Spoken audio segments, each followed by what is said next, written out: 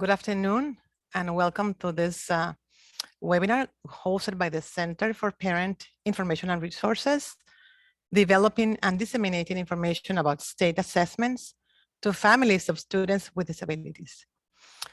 Presented by the National Center for Educational Outcomes, NCEO, which are Cheryl Lazaros, Christine Liu, Andrew Hinkle, Kathy Strunk, and the Office of Special Education Programs. OSEP, we have David Egner and Carmen Sanchez. And from the Center for Parent Information and Resources, we have Carolyn Heyer. Okay, so the Zoom allows us to provide captioning. So to use captioning, you need to start clicking using the CC, click where it says CC, as is shown on the picture here. And we also have interpretation to Spanish. We have a Spanish channel. Para acceder al canal en español, van a ver en la banda o cinta negra en la parte inferior un globo que indica interpretación. Hagan clic allí y luego seleccionen español, Spanish, y oprimen donde dice Mute Original Audio. Esto último filtra completamente la presentación en inglés para que puedan escuchar con claridad a nuestro intérprete de hoy, Luis. Okay. Then please, we have Carolyn Heyer. Thank you, Miriam. Good afternoon, everyone, and welcome to our webinar.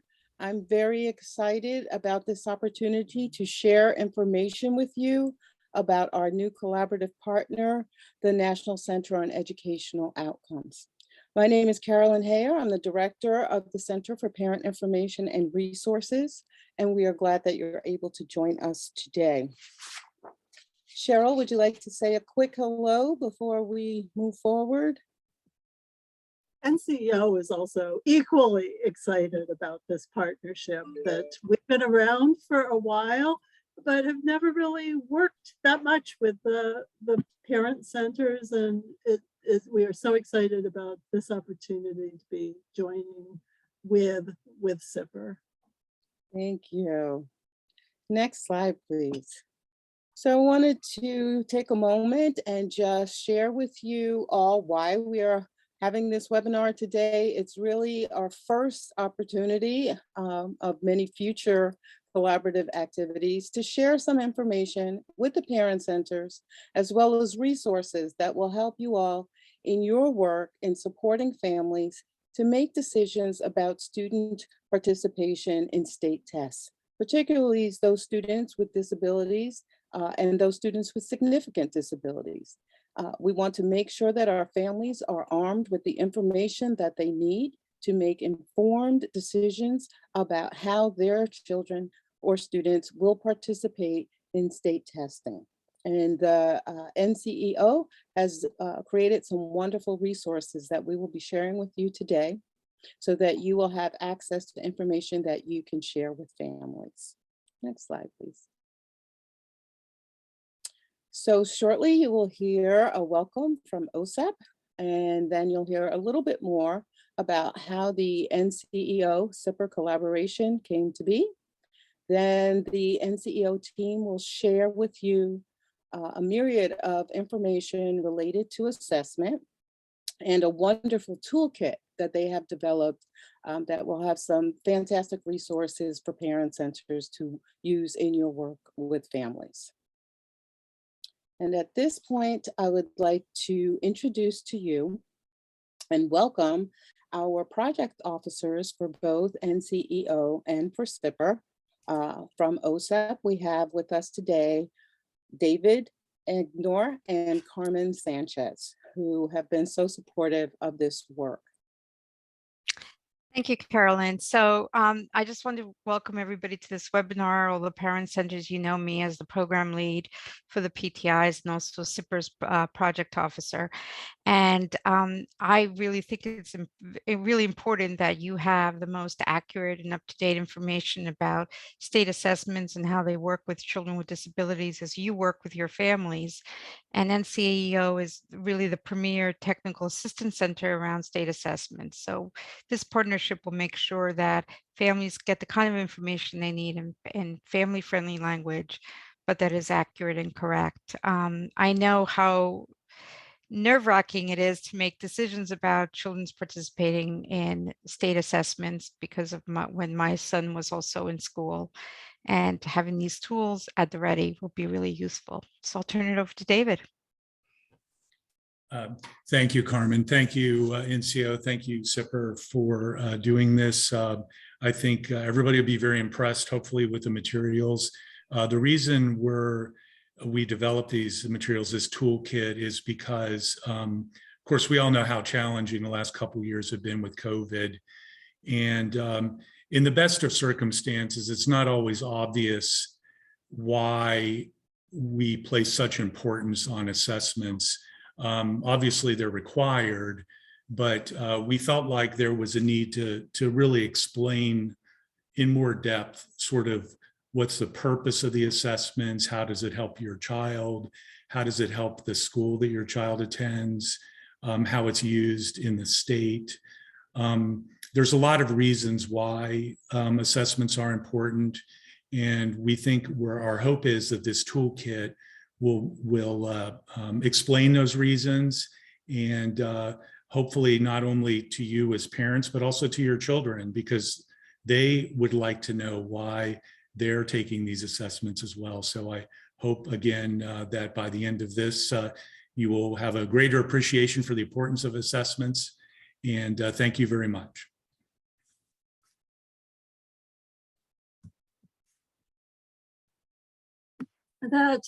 We're going to talk a lot about the toolkit, but first, Carolyn and I thought maybe it would be good just to step back and talk a bit about our new partnership.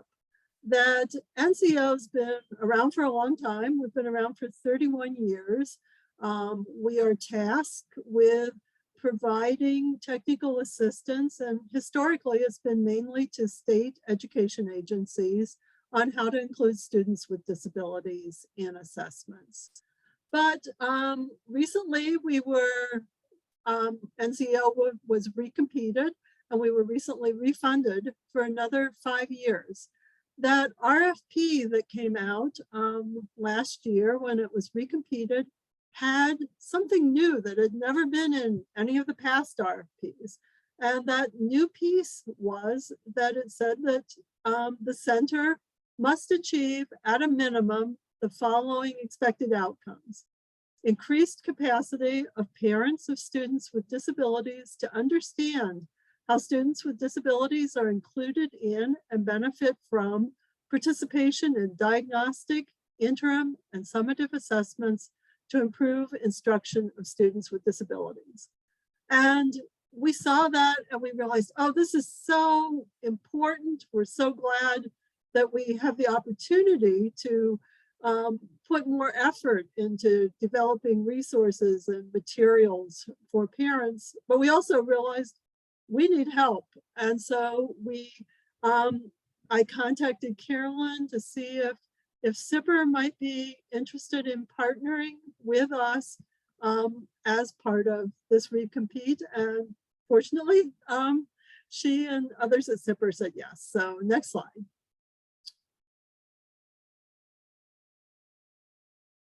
And as you can see, we have a new partner, and go ahead to the next slide. So we have a number of joint activities that we have planned, but this is actually the very first thing we've done is jointly producing this webinar.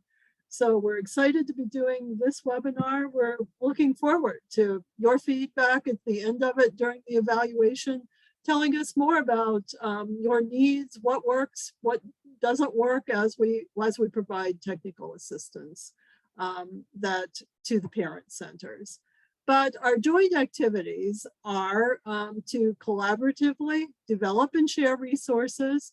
And one of the things that we plan to do is to jointly develop modules for an online assessment course for the Parent Center e-learning hub that you will use, that will provide training for staff at parent centers on assessment, kind of a assessment 101 course that we'll be developing a number of modules for.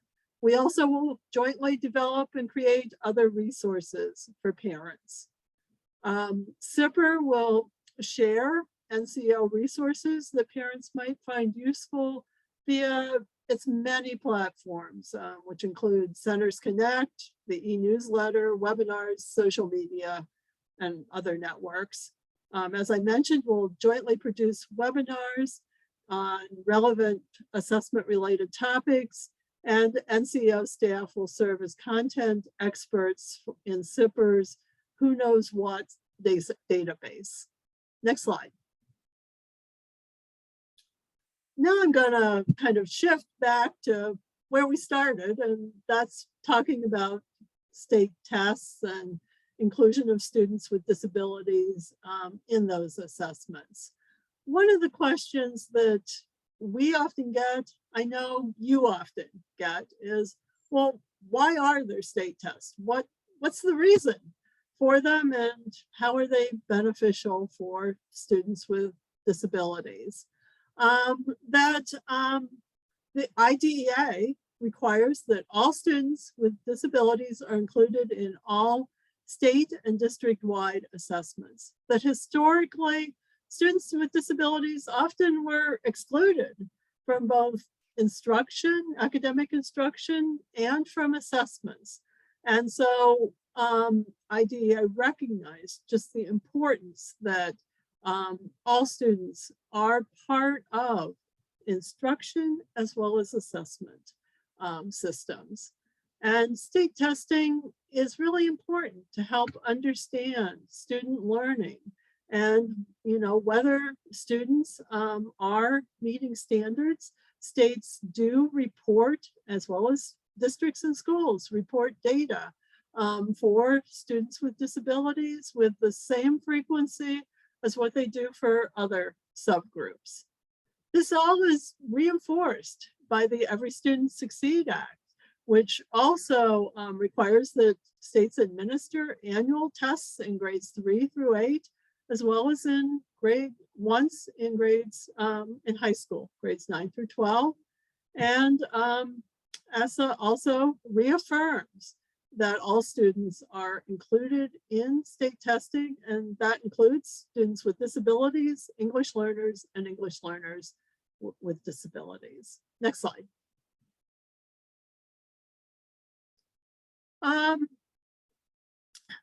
A question that we also get is, well, why is state test data important? And data from state tests provide a lot of valuable information about how schools are meeting students' learning needs, including the learning needs of students with disabilities, English learners, and English learners with disabilities. And they also are a check on students' progress towards meeting those rigorous content standards. Next slide. Now, I think when parents are thinking about state testing, they're thinking about their child and how does state testing help students? State tests allow students to show what they've learned and what they've practiced in the classroom.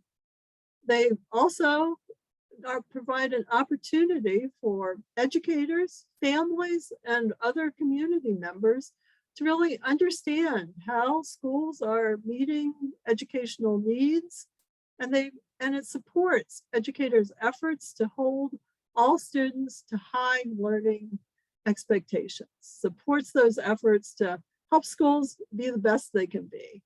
Next slide. How does state testing help schools? Well, it provides that critical information on student learning, how are students meeting those academic content standards, so that educators can make programmatic improvements that will improve instruction and improve learning for all students, including students with disabilities. It also highlights gaps in academic achievement and really helps identify where to target those instructional supports, where there may need to be some change to really improve learning opportunities, and ultimately, which is the goal of us all, is to improve outcomes. And data from state tests can help guide school strategies. Next slide. Now I'm going to turn it over to Kathy and Thanks, Cheryl. I appreciate it. And I just want to say thank you to all of you who are participating today, and that I appreciate all the excellent work that you're doing. And this is our chance to learn from each other. And so we have a discussion question here that you can type an answer to in the chat box. So what questions do families ask about the participation of students with disabilities in state tests? So think about that a little bit. I'm sure you get questions from families, and let's share with each other. You know, Cheryl and I were talking this morning about this year's state assessments, and we feel curious to know what's happening in states and what are people talking about and what are they planning. And we just hear a lot about the needs of families, and we really do thank you for all you do. We're hoping to support you with that during this grant cycle.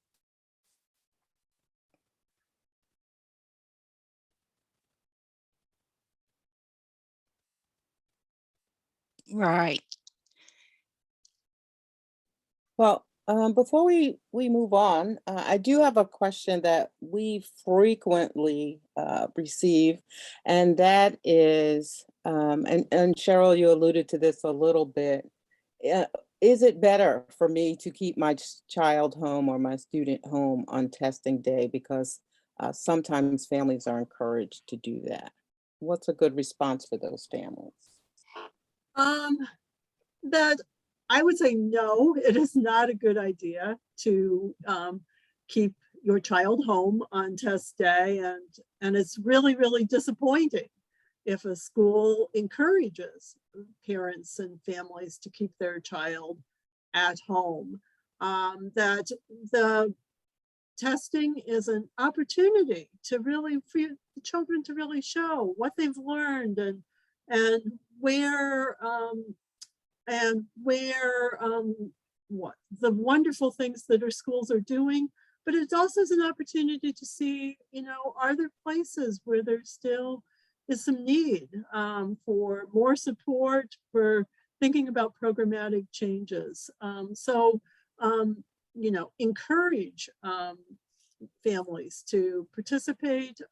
Historically, students with disabilities so often have been excluded, not gotten equitable access to both instruction and assessment. And by participation, it really identifies if there are needs, and that can really help improve instruction.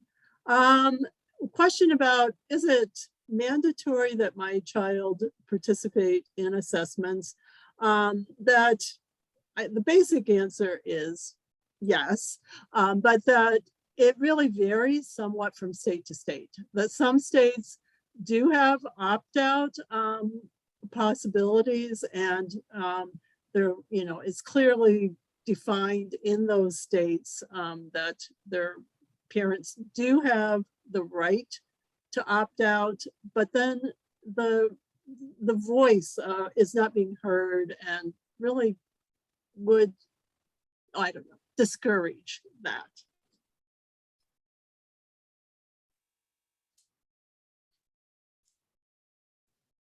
Thank So- you, Cheryl. Okay, Kathy, I wasn't sure if you could see the questions or.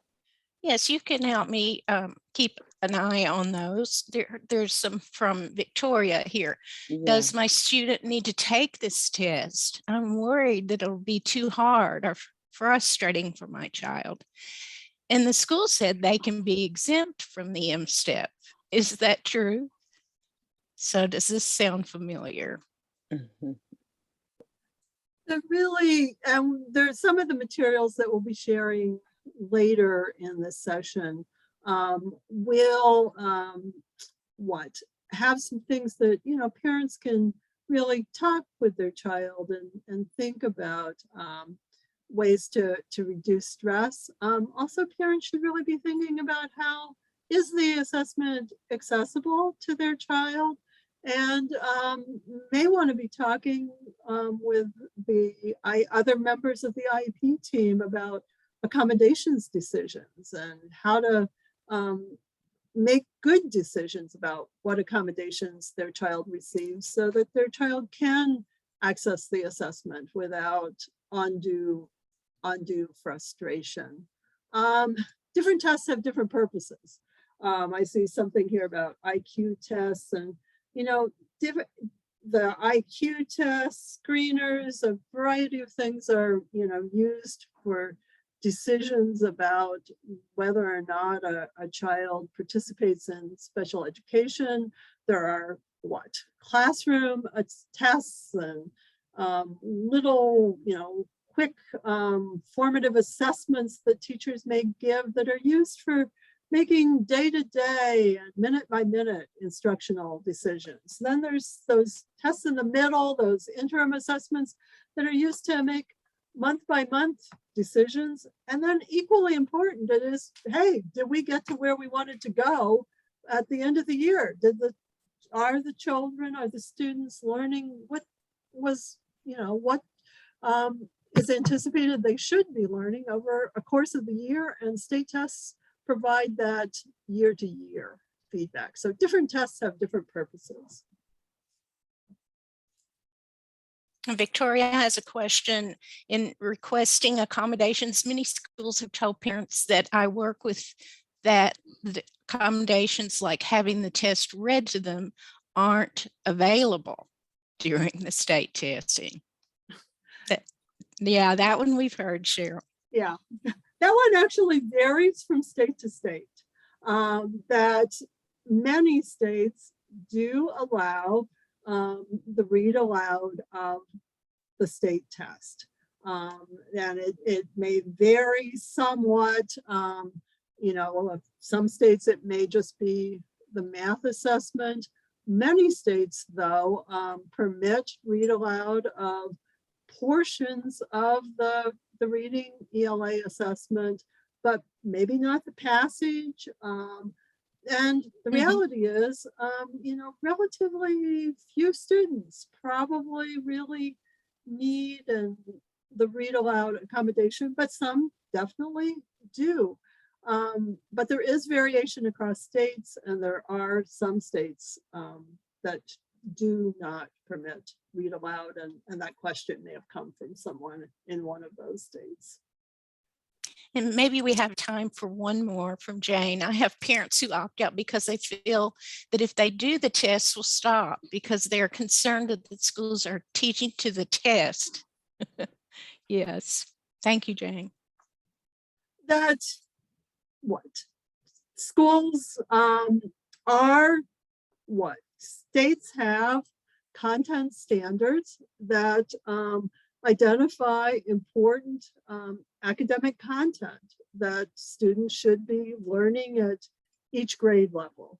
The tests are aligned to that academic content, which has been identified as being, you know, important things, priority information for students to be learning.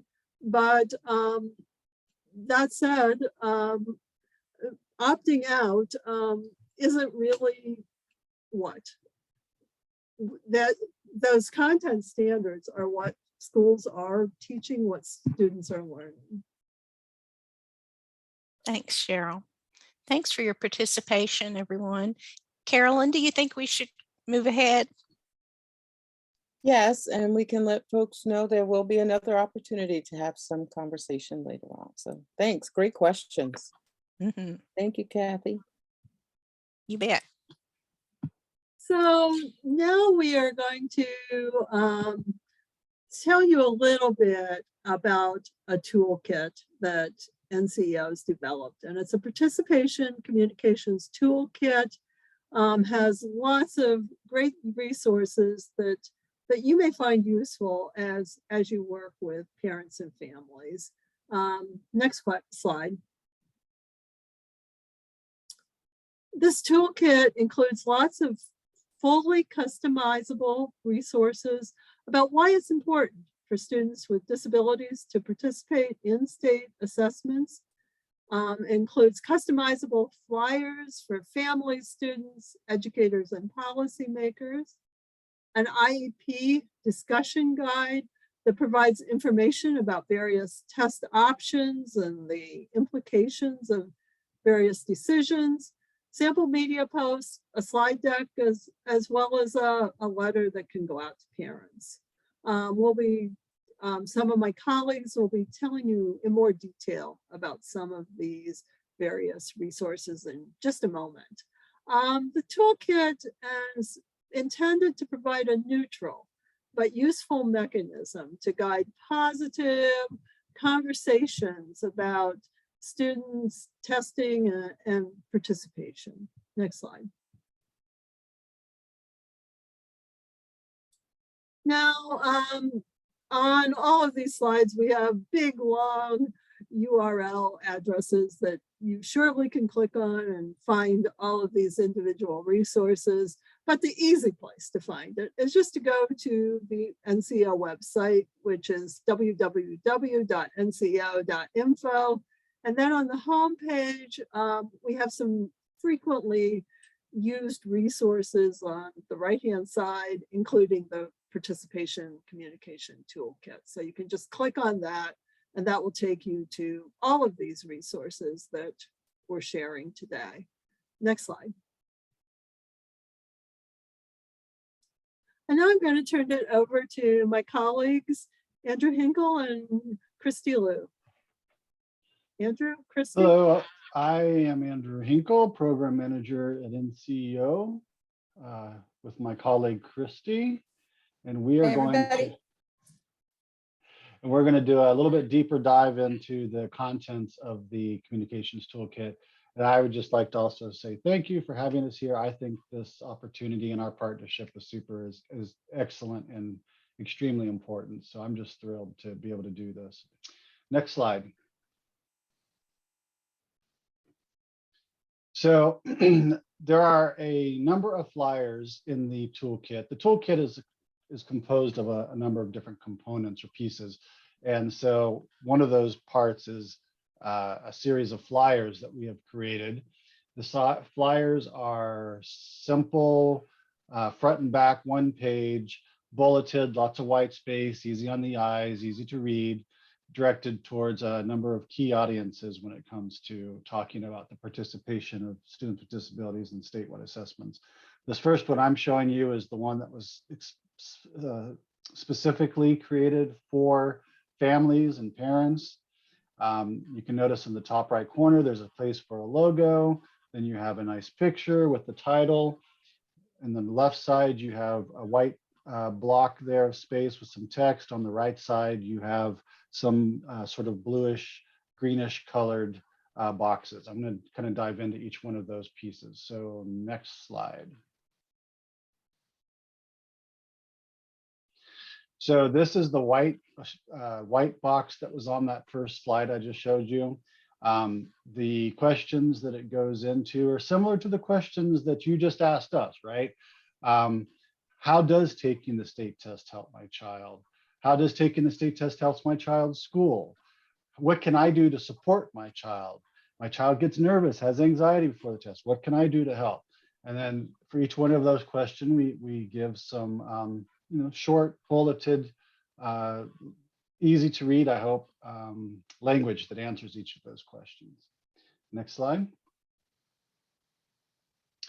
And then those bluish, greenish boxes on the side are little interesting or helpful facts that give some background about testing or testing of students with disabilities. In this middle box there, I don't know if you can read it, by requiring that all students take state tests, the law requires schools to start thinking about all students. And I think personally, this is one point that I think families really need to understand. Families of students with disabilities, English learners with disabilities, that before statewide testing was mandated for all students back in around 1995, 1999, students with disabilities didn't have to take tests. It was only the regular kids that did. Testing for all students is a civil rights issue, and that's really important. That all means all, and your students are also included in this system. Very important to understand. Next slide.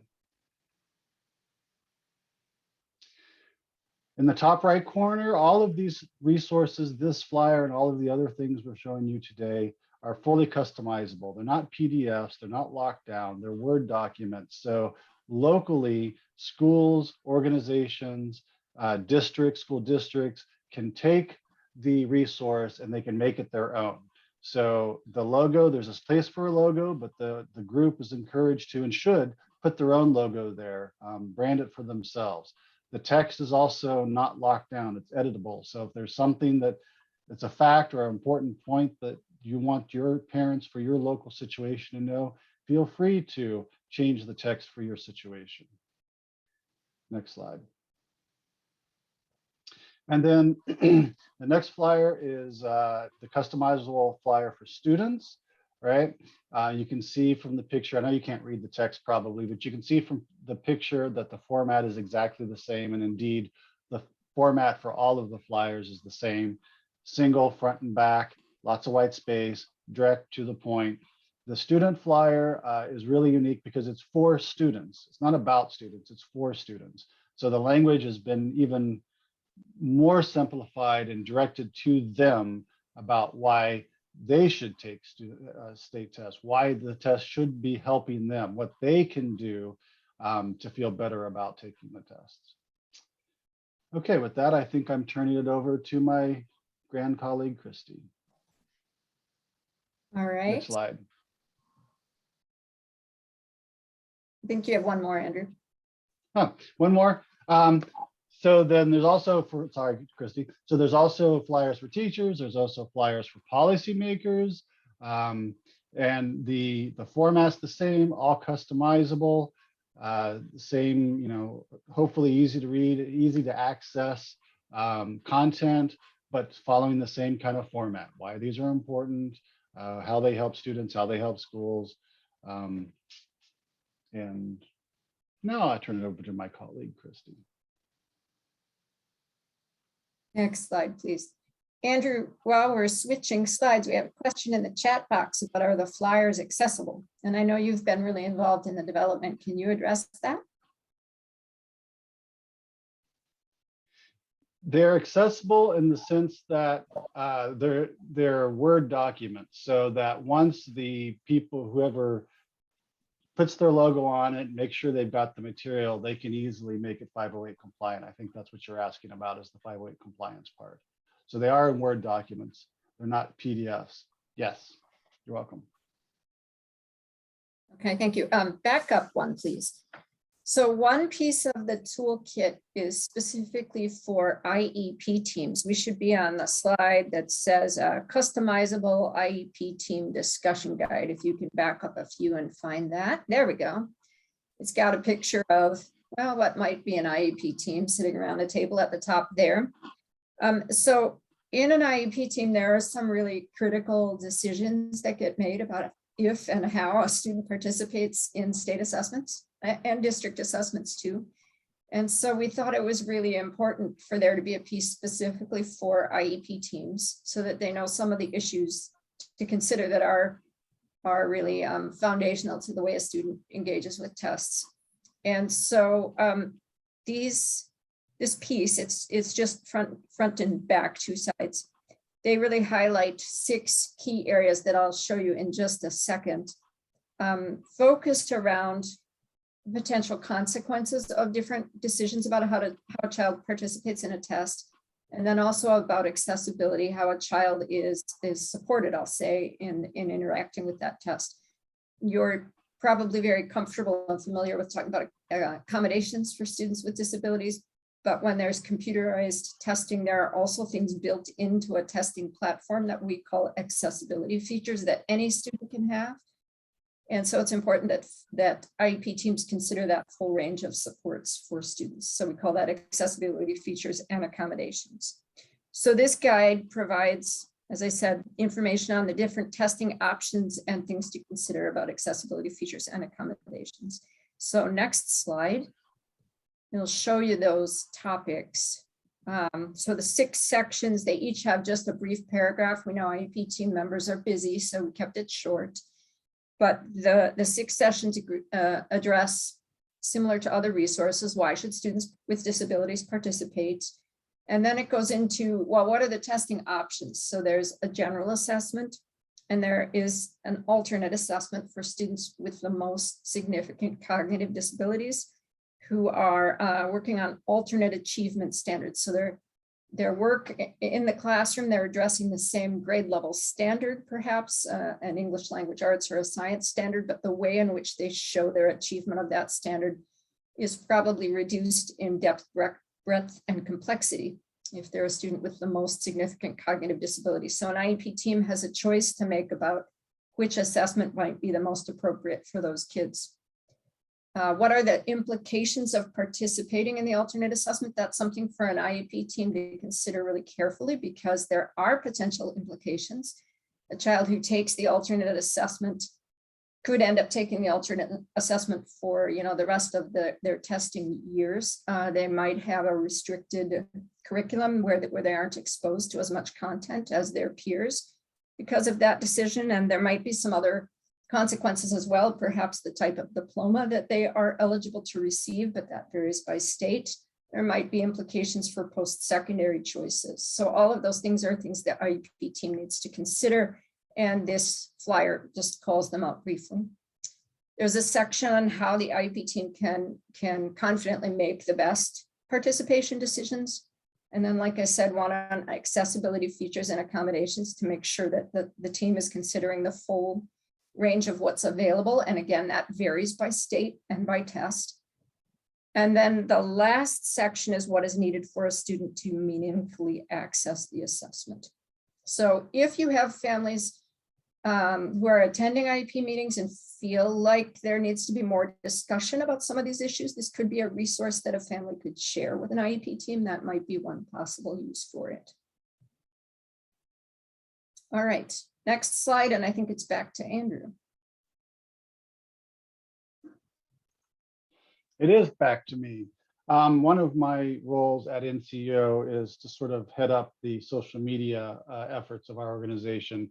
So we also included in the toolkit some sample social media posts that could be used as a campaign leading up to the testing. It could be daily, if the test, 4 days or 5 days leading up to the test, or it could be every other day, 10 days in advance, however you want to do it. But the idea is that you can simply take the text, copy and paste, fine tune it for your local needs, put it into your Twitter, put it into your Facebook, put it into your whatever platform that you're using to communicate with your parents and students, and kind of build up some hype, or not hype, but build up some excitement, positivity around the test. There are also some free images that we've provided that you can use to make the post more visually appealing, that are also included in the toolkit. And my plug, feel free to follow us on Twitter, Facebook, and LinkedIn. We'd love to have you all join us so you can get all our regular up-to-date posts as well. Next slide. Okay, back to me here. Another piece of this toolkit you might find useful and work with parents or in leading webinars, and that's a customizable slide deck. We intended it for state education agency staff, school and district administrators, but it might be equally relevant to you. It can help with providing consistent messaging to stakeholders and families about why students should take tests. It could also be something that's given as a handout if there is some kind of in-person or even virtual event. And it, like all the other resources in the toolkit, can be customized. So you can see just a bit down on the corner there, there's a place to substitute the name, the presenter's names, the agency name, that kind of thing. So there are a number of slides with images available in this toolkit that can be used. Next slide.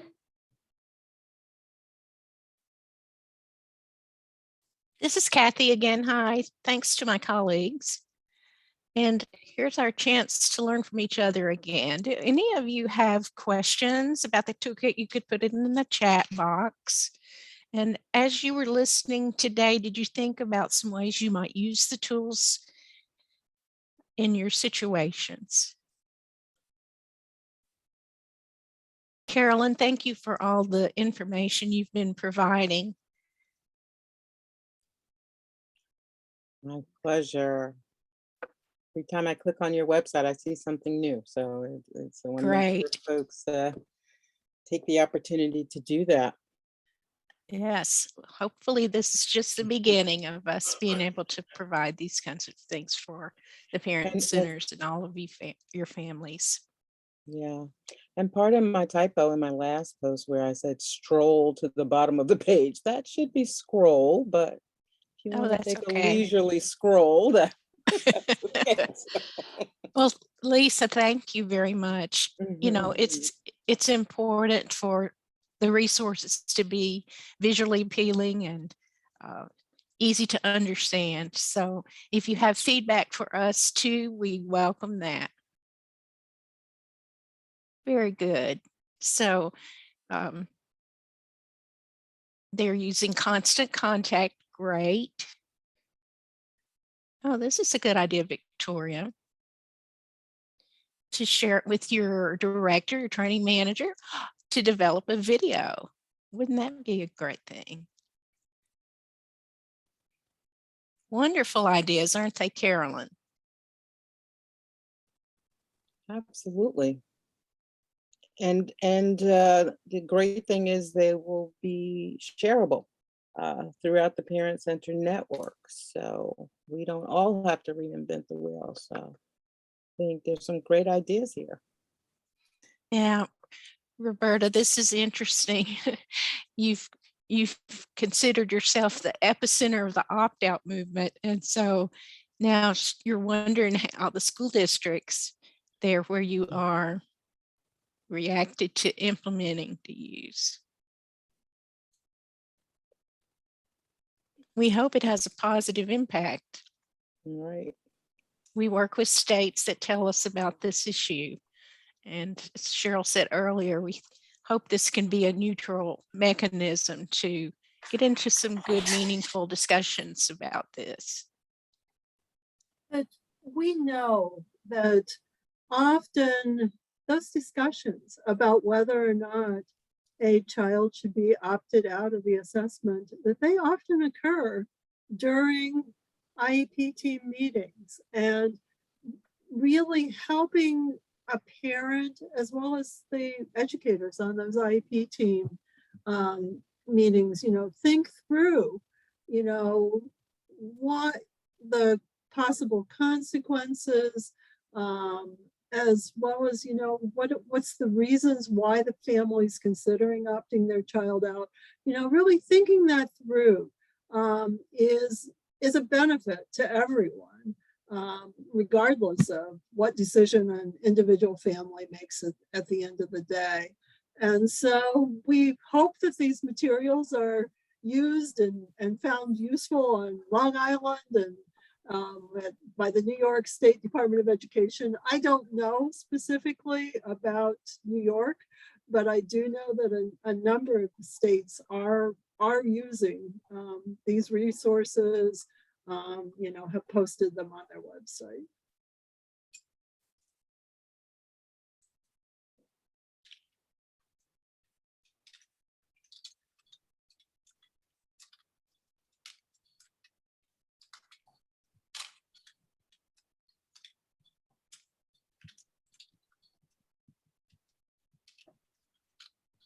Well, I think that the other key piece of information here is that we are just at the very beginning of our collaborative activities. And so we hope this is just the beginning of a conversation about what parent centers need to have these conversations with families, with their local schools, and even at the state level, and being to participate in these conversations regarding assessment of students with disabilities at all levels within their states, and really initiating those conversations and sharing some of this information and tools is something that we should all be thinking about how we might endeavor to do that.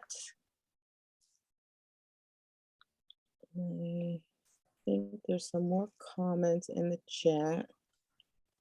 Oh, it says, have we been able to track feedback at all? I know that Andrew tracks some of the social media pieces, and I'm sure he can go in and track this. Do you know off the top of your head anything about the analytics for the toolkit posts? I actually don't know. I'm sorry. Anecdotally, though, as Cheryl mentioned, we have other state partners that have already told us that they're using this and sharing it widely. So I don't know the analytics from our website, though. This is Christy. Can I just put in a plug for those of you who work with multilingual families as you attempt to use this toolkit? If you see resources that you might need, please do share that with us, with Carolyn and with us, so that we're aware and we can have discussions about how we might address those. Thanks for adding that, Christy. Yes, we welcome your feedback. I even put my email in there if any of you would like to reach out to me, or Carolyn knows how to get in touch with us. So we agree with you, Carolyn, that we're looking forward to a lot of good activities and supports and resources ahead. Thanks, Kathy.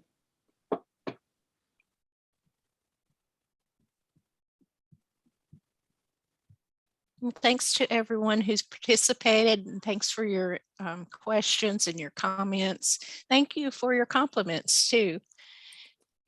We'll keep trying to do a good job, and you let us know anything you need. So we're at the closing. Are we back to you, Cheryl? I think it's either me. Is there one slide in before this or not? Well, I will say, oh, there we go. Yeah. That